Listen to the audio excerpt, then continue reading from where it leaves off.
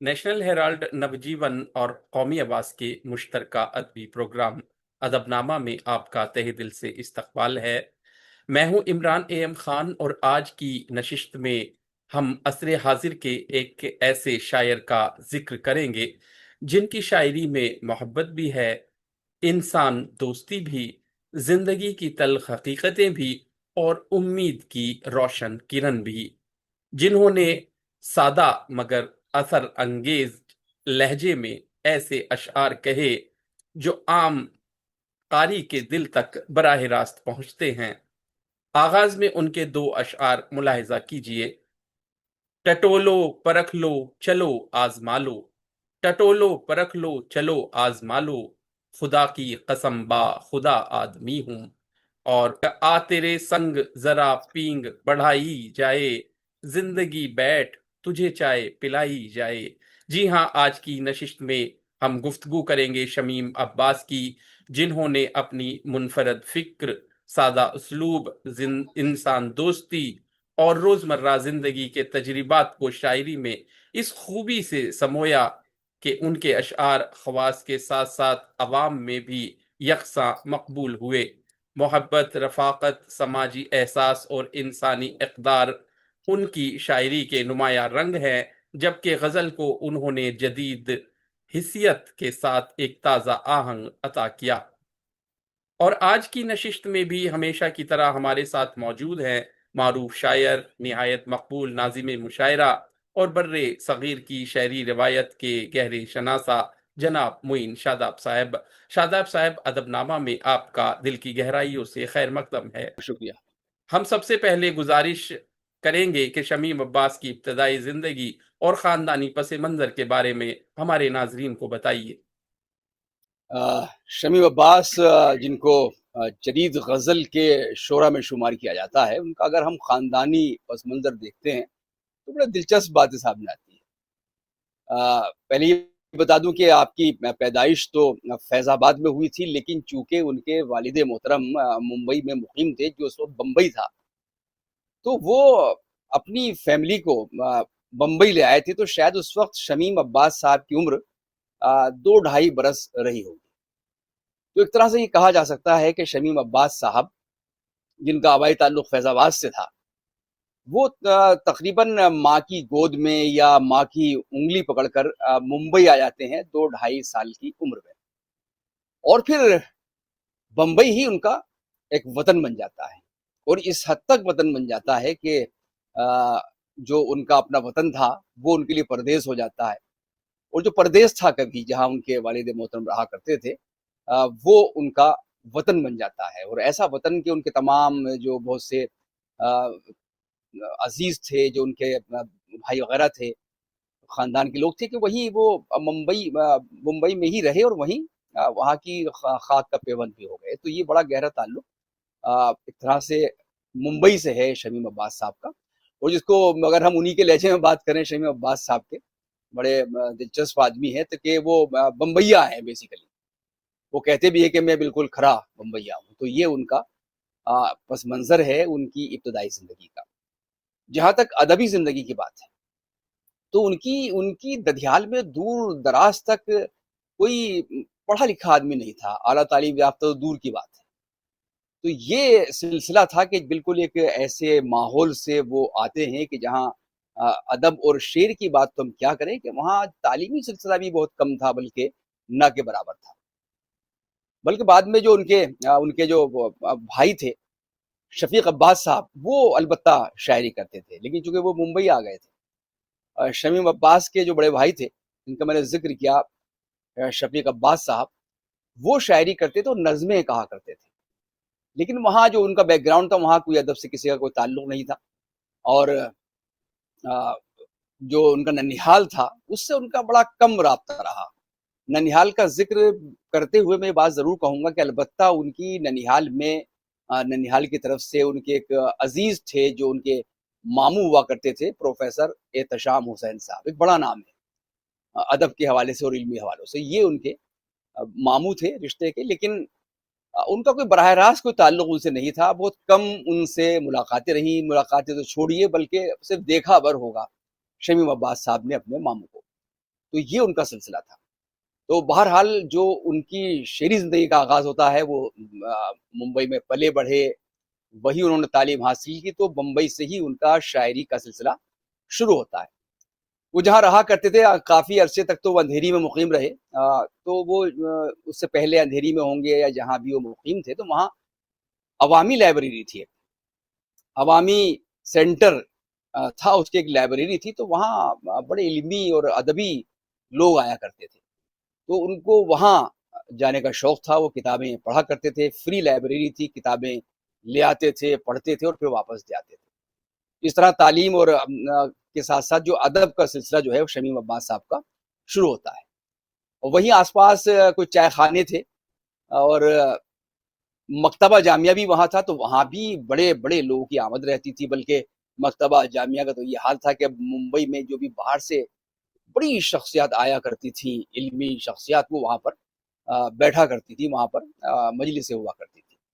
تو یہاں سے شمیم عباس صاحب کا شعری ذوق جو ہے وہ پروان چڑھتا ہے کتابوں کے مطالعے سے، اور پھر وہاں انہوں نے بڑے بڑے شعراء کو دیکھا۔ بمبئی کے اس زمانے کے جو اسٹار تھے، علی سردار جعفری صاحب، کیفی صاحب اور اس طرح کے دوسرے لوگ، اور یہ وہ زمانہ تھا جب ترقی پسندی عروج پر تھی تقریباً۔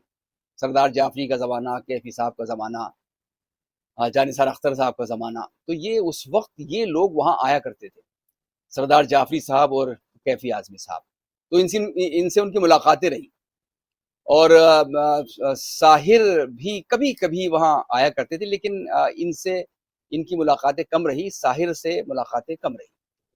کیفی صاحب اپنے یہاں جوہو میں ایک نشست کرایا کرتے تھے، تو وہاں بھی شمیم عباس کو شرکت کرنے کا موقع ملا، ان کی صلاحیتوں کو پہچانا گیا۔ کیفی اعظمی صاحب ان کو بڑی محبت کے ساتھ وہاں پر بلایا کرتے تھے۔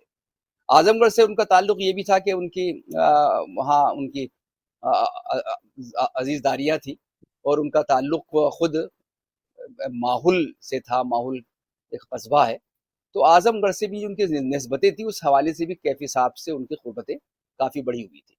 ننہال کے لوگ کچھوتا شریف میں رہتے تھے، لیکن ننہال سے بہت زیادہ سابقہ شمیم عباس صاحب کا نہیں رہا۔ بہرحال شاعری پر بات ہو رہی ہے، گفتگو طویل بھی ہو رہی ہے، لیکن پورا پس منظر آنا چاہیے۔ تو وہاں کیفی اعظمی صاحب کے نشستوں میں وہ جاتے تھے، ان کی وہاں تعریف ہوتی تھی، ستائش ہوتی تھی، حوصلہ افزائی ہوتی تھی، تو یہاں سے پھر انہوں نے کبھی پیچھے مڑ کر نہیں دیکھا، اور باقاعدہ شاعری کا انہوں نے آغاز کیا، اپنی شاعری سے لوگوں کو چونکایا، اور جو بمبئی کے اس وقت کے شعراء تھے، خاص طور سے جو نئی غزل کہہ رہے تھے، اس میں عبدالحساس صاحب تھے، اس طرح کے لوگ تھے، اور ارتضیٰ نشاط صاحب تھے، یہ سب جو ایک نئی آوازیں ابھر کر سامنے آ رہی تھی، اس میں ان کا شمار ہونے لگا۔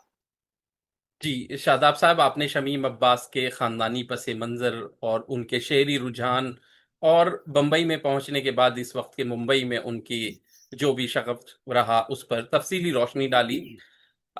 شعری رجحان کے بعد ہم جاننا چاہیں گے کہ ان کی شاعری کی نمایاں خصوصیات کیا ہیں، ان کے لہجے، موضوعات، زبان اور اسلوب کو آپ کس طرح دیکھتے ہیں؟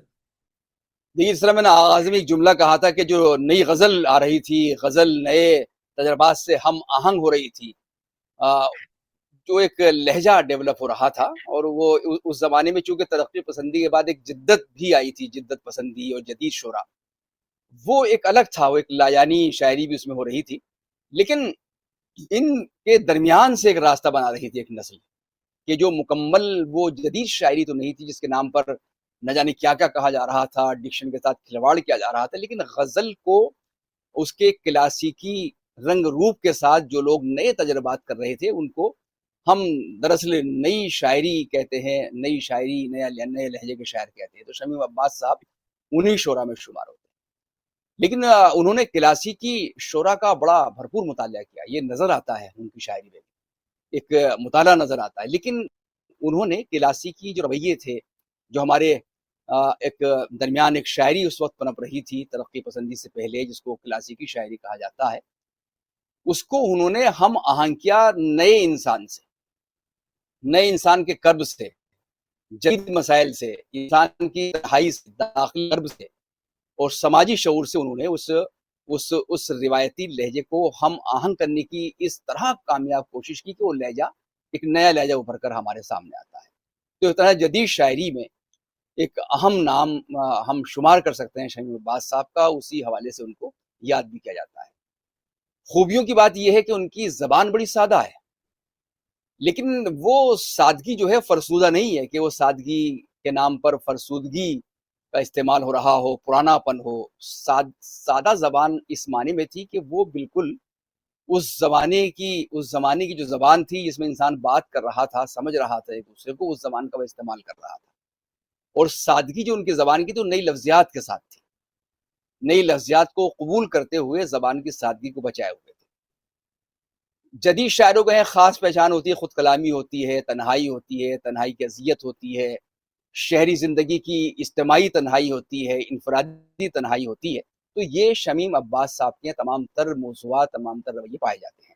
تو شمیم عباسی خوبی یہی کہ زبان سادہ ہے، ان کے تجربات جو ایک طرح سے نئے زمانے سے ہم آہنگ ہو جاتے ہیں، نہ صرف انسان سے بلکہ نئے زمانے کے انسان سے ہم آہنگ ان کے تجربات ہوتے ہیں۔ تو ان کا شعر بہت آسان ہوتا ہے، لیکن اس کی پرتیں بہت ہوتی ہیں۔ اس آسانی کے باوجود اس کی ایک اندرونی پیچیدگیاں ہوتی ہیں جو شمیم عباس صاحب کو ذرا سا انفراد ادا کرتی ہیں، اور جو شعراء کی صف ہے اس میں ذرا سا ان کا مقام جو ہے وہ نمایاں نظر آتا ہے۔ دوسری بات یہ ہے کہ جدید لہجے کے باوجود غزل کی جمالیات کو انہوں نے بے حد بچانے کی کوشش کی ہے کہ غزل کی جو جمالیات ہے، جو سندریہ ہے، اس کا حسن ہے، وہ کہیں ضائع نہ ہونے پائے۔ تو یہ شمیم عباس صاحب کے اسلوب کی اور ان کی شاعری کی خصوصیات ہیں کچھ۔ جی شاداب صاحب، آپ نے شمیم عباس کی شاعری، اسلوب اور شخصیت پر نظر ڈالی اور بتایا کہ کس طرح وہ اپنے ہم عصروں سے الگ نظر آتے ہیں۔ اب ہم آپ سے گزاریں گے کہ شمیم عباس کی زندگی کا کوئی ایسا واقعہ، یادگار لمحہ یا دلچسپ قصہ بیان کریں جو ان کی شخصیت کو بہتر طور پر سمجھنے میں مدد کرے۔ دیکھیے، شمیم عباس صاحب بہت ہی بے باک قسم کے انسان ہیں، بہت دلچسپ انسان ہیں، حصے مزاح ان کے یہاں بہت ہے، اور بڑا بے تکلف ان کا انداز ہے۔ یعنی وہ ان کی کئی مرتبہ بے تکلفی جو ہے وہ ذرا سا بے حد بھی ہو جاتی ہے، بے حساب بھی ہو جاتی ہے، جس کے لیے وہ جانے جاتے ہیں، لیکن دلچسپ شخصیت کے مالک ہیں۔ تو بہت سے واقعات ہیں۔ ایک واقعہ تو میں یہ ضرور سنانا چاہوں گا جس سے ان کی شعری صلاحیتوں کی جو چمک تھی، اس کے جو اجالے تھے، وہ کس طرح سے لوگوں کو متاثر کر رہے تھے، لوگوں کے ذہنوں میں ایک روشنی پیدا کر رہے تھے، اس کا اندازہ ہوتا ہے۔ شمیم عباس صاحب نے کوئی نشست پڑھی ہوگی کہیں، شاید وہیں کیفی اعظمی صاحب کے یہاں یا کہیں اور، تو بہرحال اس نشست میں انہوں نے کوئی ایک شعر پڑھا تھا۔ تو وہ شعر شمیم عباس صاحب کو یاد نہیں، لیکن واقعہ یہ ہے کہ ایک مرتبہ راہی معصوم رضا صاحب ان سے ملے، اور انہوں نے کہا کہ یار شمیم، تم نے فلاں نشست میں 10-12 برس قبل کی بات ہے ایک شعر پڑھا تھا یار، بڑا اچھا شعر تھا، وہ شعر میرے ذہن سے نکل گیا، لیکن مجھے بہت پسند آیا تھا تمہارا وہ شعر۔ تو ان کا کیا کچھ یاد دلائی؟ بولے اس میں بس مجھے کچھ یاد نہیں رہا، کچھ ملگجی لفظ کا آپ نے اس میں استعمال کیا تھا۔ تو وہ شعر شمیم عباس صاحب کو آسانی سے یاد آ گیا، کیونکہ انہوں نے شاید یہ لفظ اپنے کسی ایک ہی شعر میں استعمال کیا تھا، جو ملگجی لفظ کا انہوں نے استعمال کیا تھا۔ تو بہرحال ان کو آسانی رہی، انہوں نے وہ شعر سنایا کہ شعر یہ تھا کہ ملگجی بگڑی سی شکلیں 400، ملگجی بگڑی سی شکلیں 400، ذہن میں ایک شہر تھا بستا نہ تھا۔ تو یہ واقعہ یہ ہے کہ شمیم عباس صاحب کا شعر راہی معصوم رضا کو یاد رہ جاتا ہے، اور راہی معصوم رضا ان سے جب ملتے ہیں 10-12 برس کے بعد، تو وہ شعر کو سننے کی فرمائش کرتے ہیں۔ تو اس سے ان کی شعری صلاحیتوں کا اندازہ ہوتا ہے کہ جب وہ شعری صلاحیتیں ان کی پروان چڑھ رہی تھی اور ان کی فکر جو ہے لوگوں کو متاثر کر رہی تھی، اس وقت وہ کس طرح کی شاعری کر رہے تھے کہ ہمارے اساتذہ جو ہے اس سے بہت حد تک متاثر ہو رہے تھے۔ دوسرا ایک بڑا دلچسپ واقعہ میں آپ کو سناتا ہوں، اس سے شمیم صاحب کی شخصیت کے کچھ دلچسپ اور جو ان کا حصہ مزاح ہے اس کے پہلو بھی سامنے آئیں گے۔ ان کے کراچی میں ان کے کوئی بھائی رہتے تھے، کزن، شاید ماموزاد بھائی، تو ان کا فون آیا یا خط آیا اس زمانے میں، بہت پرانی بات ہے، 20-25 برس پرانا واقعہ ہے، 20 برس سے زیادہ ہو رہے ہوں گے۔ تو ان کا کہ یار شمیم، وہ ہمارے یہاں کراچی سے ہمارے ایک دوست ہیں، وہ وہاں بمبئی جا رہے ہیں تو ذرا ان کی رہائش کا کچھ انتظام کر دینا. تو وہ صاحب پہنچے صاحب، تو ان کا خط لے کر پہنچے شاید. وہ بتا رہے تھے کہ شاید مجید شاہ یا کچھ اس قسم کا ان کا نام تھا. تو وہ پہنچے کراچی سے بمبئی، اور بھنڈی بازار میں ان کی دکان تھی شمیم صاحب کی، شمیم عباس صاحب کی. وہاں پہنچے، وہاں انہوں نے وہ خط ان کو دیا، اور وہی جو مدعا تھا ان کا انہوں نے خود بھی بیان کیا. ان کے بھائی کزن بتا چکے تھے کچھ رہائش کا انتظام ان کا کر دینا ممبئی میں. تو بہرحال انہوں نے کہا کہ دیکھیے ایک تو یہاں یہ ہے کہ ڈورمیٹری سسٹم ہے، راہداری میں لوگ سوتے ہیں مسافر خانوں میں یا ہوٹلز میں بھی، تو وہ کچھ مناسب ہو جاتا ہے، خرچ کم ہے، کہ جیسے 50 روپیہ پر بیڈ کے حساب سے وہ اس میں آپ کا خرچ آئے گا. تو انہوں نے کہا کہ یہ تو میرے لیے مناسب نہیں کہ میں بھیڑ بھاڑ کے ساتھ سوؤں یا وہاں رہوں، تو کچھ اور انتظام فرما دیجئے. تو انہوں نے کہا کہ پھر ہوٹل چلے جائیے، کہیں ہوٹل میں آپ کا بندوبست کر دیا جاتا ہے. تو ہوٹل جو ہے وہ تو 250 روپے کا تھا اس زمانے میں، مطلب ان کی دسترس سے باہر تھا، جو بھی نرخ رہے ہوں، جو بھی چارجز رہے ہوں. تو انہوں نے کہا کہ یہ میرے لیے مہنگا پڑے گا، 20-25 دن میں اس کرائے کے ساتھ تو نہیں رہ سکتا. تو شمیم عباس صاحب نے کہا کہ پھر غریب خانہ حاضر ہے. انہوں نے کہا کہ اگر کوئی دشواری نہ ہو تو بولے کوئی بات نہیں، آپ ہمارے مہمان ہیں، ہمارے بھائی کے حوالے سے آئے. وہ ان کو گھر لے گئے اور ان کا سامان لے گئے اور سامان رکھا. تو اس دن شاید سنیچر کا دن تھا، تو سنیچر کو کسی مہینے کے دوسرے سنیچر کو یا غالباً چوتھے سنیچر کو ایک نشست ہوا کرتی تھی، ماہانہ نشست جو باقاعدگی کے ساتھ ہوتی تھی. اور وہ نئے لوگوں کی نشست تھی جو نوآموز قلمکار تھے، نئے لکھنے والے تھے، نوجوان شعرا تھے. ان کی وہ نشست ہوتی تھی، وہاں یہ لوگ پڑھتے تھے کلام، بیٹھتے تھے، باتیں ہوتی تھی. بہرحال وہ سنیچر کا دن تھا، ان کو نشست میں جانا. بولے مجھے تو وہاں جانا ہے. تو بولے میں بھی چلتا ہوں. تو البتہ وہ شاعر تو نہیں تھے، لیکن وہ کالم لکھتے تھے کسی اخبار میں، کچھ ٹی وی کے لیے بھی کام کرتے تھے. تو انہوں نے کہا چلیے ہم بھی چلتے ہیں وہاں پر. تو وہ ان کے ساتھ عازم سفر ہو گئے، اور وہ الٹے پاؤں گھر سے ان کا سامان رکھ کے، ان کو اپنے مہمان کو لے کے، جو شاہ صاحب تھے ان کو لے کر وہ روانہ ہو جاتے ہیں. بہرحال وہ راستے میں مختلف سوالات کرتے ہیں، کون لوگ آتے ہیں، کس طرح کی نشست ہوتی ہے. تو انہوں نے بتایا کہ ہمارے جو احباب ہیں، جس میں عبدالحساس صاحب ہیں، قاسم امام ہیں، ارتضیٰ نشاط ہیں، یہ نئے لوگ تھے اس وقت ابھر رہے تھے، نوآموز قلمکار تھے، کہ یہ لوگ آتے ہیں وہاں. تو پھر وہ مستقل سوالات ان سے کرتے رہے. تو شمیم صاحب کو کچھ جھنجھلاہٹ ہو گئی کہ یار ان کے سوالات سے میں اکتا گیا ہوں. تو وہ کچھ اندر کچھ بے چینی سی محسوس کرنے لگے. بہرحال انہوں نے ایک لمحے پہ سوال کیا کہ جناب وہاں صدارت کون کرتا ہے اس نشست میں؟ تو شمیم عباس صاحب نے وہ شرارتاً، اور وہ ان کے سوالوں سے بڑے عاجز بھی آ گئے، تو انہوں نے کہا کہ جناب ایسا ہے کہ اس محفل میں ایک نظر ڈالی جاتی ہے، اور جو سب سے زیادہ ایک لفظ استعمال کیا جو میں یہاں استعمال نہیں کر سکتا، جو جس کے معنی آتے ہیں بڑا احمق قسم کا یا بڑا بیوقوف قسم کا جو انسان ہوتا ہے، اس کو ہم صدر بنا دیتے ہیں اس محفل کا. تو بہرحال وہ وہاں پہنچے، وہاں ان کا تعارف ہوا. تو ارتضیٰ نشاط صاحب نے نشر کا آغاز کیا، اور یہ سمجھتے ہوئے کہ یہ ہمارے مہمان ہیں. تو انہوں نے کہا کہ جناب اب نشر کا آغاز کیا جاتا ہے، اور میں یہ چاہتا ہوں کہ آج کی اس جو نشست کی صدارت ہے وہ ہمارے جو آج کے مہمان ہیں جو کراچی سے تشریف لائے ہیں، شاہ صاحب، ان کی صدارت کا اعلان کیا جاتا ہے. اب ان کے ذہن میں وہ جملہ تھا جو ان استعمال کیا تھا کہ سب سے ایسے اس قسم کے آدمی کو صدارت دی جاتی ہے جو سب سے انتہائی احمق قسم کا ہوتا ہے، یا جو بھی لفظ آپ کے اس کے لیے استعمال کریں، ڈیش ڈیش ڈیش. تو صاحب وہ بڑا عجیب و غریب لمحہ تھا. وہ صاحب تھے اور انہوں نے جو شمیم عباس پر ایک نظر ڈالی، تو وہ نظر وہ ہے وہ آج تک نہیں بھول پاتے تھے. اس میں بڑی بے وسی تھی اور بڑی ایک طرح کی جو شرارت کی تھی شمیم عباس صاحب نے، اس کے بعد کیا رد عمل ہو سکتا ہے. تو یہ ان کی اس طرح کی بہت سی باتیں ہیں جو ان کے یہاں حصے مزاح تھا. اس سے ان کی شخصیت کا بھی ہم اندازہ کر سکتے ہیں. جی، شمیم عباس کی ادبی خدمات اور اردو شاعری میں ان کے مقام کا آپ کس طرح تعین کرتے ہیں؟ نئی نسل کے شاعروں اور قارئین کے لیے ان کے فن سے کیا سیکھنے کو ملتا ہے؟ ہاں دیکھیے، جس کا ذکر بار بار ہوا اور میں پھر یہ ذکر کر رہا ہوں کہ شمیم عباس صاحب جدید اردو غزل کے شعراء میں اپنا ایک مقام رکھتے ہیں، اس صف میں یقیناً شامل ہیں.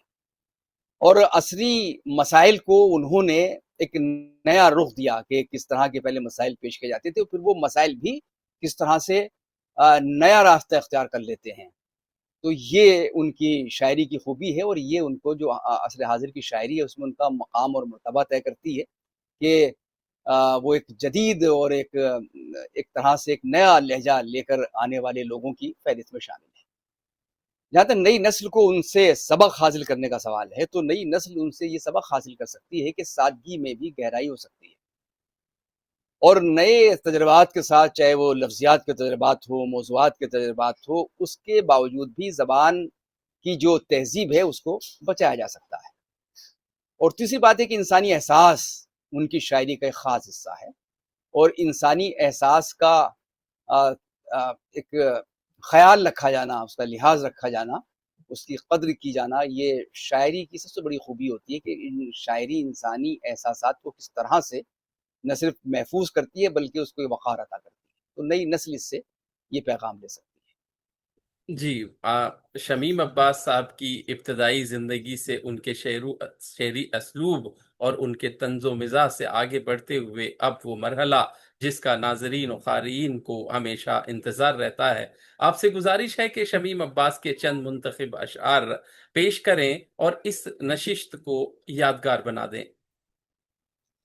جی، ان کے بہت سے اشعار مشہور ہیں. ایک شعر تو آپ نے پڑھا، اس میں چائے کا شعر بھی شامل تھا، وہ ان کے مشہور شعروں میں ہے جس کا آپ نے انتخاب کیا. ایک مطلب پہلے میں ان کو سناتا ہوں کہ بڑی سرد رات تھی کل مگر بڑی آنچ تھی بڑا تاؤ تھا. بڑی سرد رات تھی کل مگر بڑی آنچ تھی بڑا تاؤ تھا. سبھی تاپتے رہے رات بھر تیرا ذکر کیا تھا الاؤ تھا. سبھی تاپتے رہے رات بھر تیرا ذکر کیا تھا الاؤ تھا. بھی الاؤ اور یہ تاؤ، یہ اس زمانے کا جو ایک طرح سے کہہ سکتے ہیں جو نیا ڈکشن سامنے آ رہا تھا جدید تجربات کے ساتھ، یہ اس کا ذکر کرتا ہے. تو بہرحال ان کے میں کچھ اور شعر آپ کو سناتا ہوں جس سے آپ کو اندازہ ہوگا، اور یہیں سے جو میں نے مطلع سنایا ہے اس کا اگلا شعر آپ کو سناتا ہوں. وہ کہتے ہیں کہ کبھی میں کدا کبھی بت کدا کبھی کعبہ تو کبھی خانقاہ. کبھی میں کدا کبھی بت کدا کبھی کعبہ تو کبھی خانقاہ. یہ تیری طلب کا جنون تھا مجھے کب کسی سے لگاؤ تھا. یہ تیری طلب کا جنون تھا مجھے کب کسی سے لگاؤ تھا. اب دیکھیے بہت شاندار. اس شعر میں جو ہے چلی آ رہی ہے مدتوں سے، اس تلاش کا ذکر بڑی خوبی کے ساتھ ملا ہے، اور بڑا خوبصورت جو ہے انداز انہوں نے اختیار کیا تھا کہ یہ تیری طلب کا جنون تھا مجھے کب کسی سے لگا ہوتا. ایک تلاش ہے، ایک ازلی تلاش اس میں ہم کو نظر آ رہی ہے. تیرے سنگ، یہ تو آپ نے پڑھ ہی دیا ہے شعر، لیکن میں اس کو ذرا واضح کر دوں کیا اس شعر میں خوبی ہے کہ تیرے سنگ ذرا پینگ بڑھائی جائے زندگی بیٹھ تجھے چائے پلائی جائے. اب دیکھیے زندگی سے اس میں دوستانہ انداز میں ڈائلاگ ہو رہا ہے، ایک دوستانہ انداز میں شاعر مکالمہ کر رہا ہے. تو یہ شمیم عباس کا جو ایک منفرد لہجہ ہو سکتا ہے ان کی تخلیق کا، یہ اس تخلیقی مزاج کی بہترین مثال ہے کہ زندگی سے ہم کس طرح باتیں کرتے ہیں، وہ لہجہ کس طرح بے تکلفانہ انداز میں یہاں تک آ جاتا ہے کہ ہمارے ساتھ بیٹھ چائے پی. یہ اس بات کو واضح کرتا ہے. ایک شعر بڑا اچھا ہے ان کا، مجھے بہت پسند ہے، وہ بڑا سچا سا شعر ہے. یاد آتی ہے اچھی سی کوئی بات سرے شام. یاد آتی ہے اچھی سی کوئی بات سرے شام. پھر صبح تلک سوچتے رہتے ہیں وہ کیا تھی. تو عموماً لوگوں کے ساتھ یہ ہوتا ہے، یہ بظاہر بڑا سامنے کا تجربہ ہے جو انسان روزانہ جس سے گزر رہا ہے، لیکن دراصل یہ شعر انسانی حافظے اور اس کے احساس اور یاد کا جو نفسیاتی پہلو ہو سکتا ہے، کہ یاد کا جو نفسیاتی پہلو ہے وہ کیا ہو سکتا ہے، اس کو نہایت لطیف انداز میں یہ شعر جو ہے بیان کر رہا ہے. ایک شعر اور پڑھتا ہوں. دل میں جو ہے وہی زبان پہ ہے. دل میں جو ہے وہی زبان پہ ہے، اور کوئی ہم میں خاص بات نہیں، اور کوئی ہمیں خاص بات نہیں. اب دیکھیے یہ سہل ممتنع ہے، اور شاعر کتنی آسانی سے کہہ رہا ہے، ایک آئینہ کر کے دکھا رہا ہے اپنی شخصیت کو. ایک شعر اور سن لیجیے بڑا دلچسپ ہے. شاعری ہے یہ شاعری صاحب، شاعری ہے یہ شاعری صاحب، یہ شریفوں کے بس کی بات نہیں، یہ شریفوں کے بس کی بات نہیں. تو یہاں دیکھیے شاعری کے لیے ظاہر ہے کہ بہت شریف انسان، بہت عام انسان شاعری کر سکتا ہے، لیکن جو شاعری کی ایک ذہانت کی ضرورت ہے، ایک صلاحیت کی ضرورت ہے، کچھ لوگ تو کہتے ہیں چالاکیوں کی ضرورت ہے، بلکہ لوگ تو یہاں تک کہتے ہیں مکاریوں کی ضرورت بھی ہے. تو یہ بڑے پوزیٹیو چیزیں ہیں. یعنی شاعر کو ہر اعتبار سے دنیا دیکھنے پڑتی ہے، اور کوئی شریف انسان زندگی کے اتنے پہلوؤں کو آسانی سے نہیں سمجھ سکتا. شریف انسان تو خود کو بھی نہیں پہچانتا ہے. تو بہرحال یہ شریفوں کے بس کی بات نہیں. ایک بڑا عام سا رومانی شعر، لیکن اس کی بھی ایک نفسیات بیان کرا، جو ایک محبت اس طرح ختم نہیں ہوتی ہے کبھی بھی. وہ کہتے ہیں کہ میرے خطوط تو جھلا کے پھاڑ دیتا ہے، میرے خطوط تو جھلا کے پھاڑ دیتا ہے، عجیب بات ہے پرزوں کو پھینکتا بھی نہیں. یہ دیکھیے صاحب کہ آدمی خط پھاڑ دیتا ہے لیکن اس کے جو ٹکڑے ہیں اس کو سنبھال کر رکھتا ہے. یہ جو محبت کی ایک خاص کیفیت ہے، اس کی طرف یہ شعر اشارہ کر رہا ہے. تو یہ اس طرح کے اشعار ان کے ہیں جو ایک وقتی تجربے سے زیادہ ایک ہمیشہ چلنے والا تجربہ شمیم عباس کی شاعری میں داخل ہو جاتے ہیں یہ بن کر. اور بھی بہت سے اشعار ان کے سنائے جا سکتے ہیں، لیکن یہ جو چند شعر ہم نے سنائے ہیں، اس سے ان کی پوری شعری شخصیت کو بہت آسانی کے ساتھ سمجھا جا سکتا ہے. جی بہت شکریہ شاداب صاحب، آپ نے جس انداز، گہرائی اور خوبصورتی سے شمیم عباس کی شخصیت، ان کے ادبی سفر اور شاعری کے مختلف پہلوؤں پر روشنی ڈالی، یقیناً ناظرین اسے بے حد پسند کریں گے. ناظرین و سامعین، ادب نامہ کی یہ نشست اگر آپ کو پسند آئی ہو تو ویڈیو کو لائک کریں، چینل کو سبسکرائب کریں اور بیل آئیکن ضرور دبائیں تاکہ ہماری ہر نئی پیشکش آپ تک بر وقت پہنچتی رہے.